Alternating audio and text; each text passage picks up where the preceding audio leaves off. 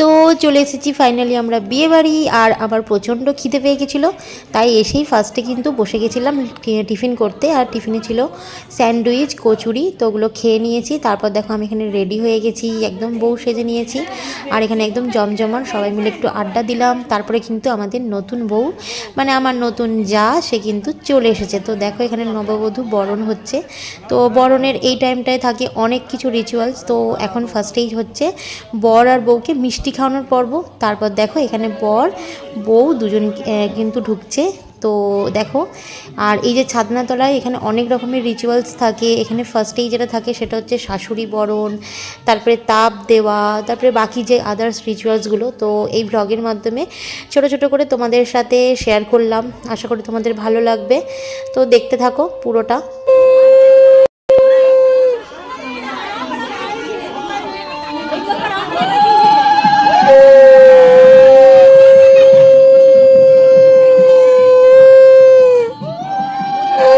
আর এখানে চলছে শাশুড়ি বৌমাকে যে মুখ দেখে, তো সেটা দিয়েই বরণ করে মুখ দেখার পর্ব চলছে।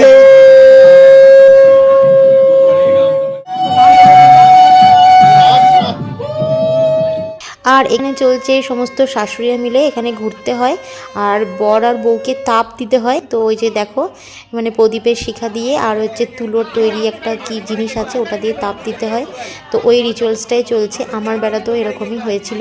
তো এটা বেশ সুন্দর লাগে, খুব ভালো লাগে দেখতে। আমরা সবাই মিলে খেতে, ওই যে ওই দিকে আছে সুমন। তো লাঞ্চের মেনুতে ছিল অনেক রকমের আইটেম, আর এটা ছিল বুফে সিস্টেম। তো চলো মেনুগুলো দেখা যাক কী কী আছে। তো ছিল ফার্স্টেই বলি, এখানে ছিল ভেজ ডাল, যেটা খেতে খুবই সুন্দর হয়েছিল। আর গাজর দিয়ে পনির দিয়ে একটা আইটেম ছিল, ফুলকপির তরকারি ছিল, বুঁদি রায়তা ছিল, যেটা খুবই সুন্দর খেতে হয়েছিল। আর ছিল হচ্ছে ধনেপাতার পুদিনা পাতার তোমার হচ্ছে চাটনি, পাঁপড় ছিল।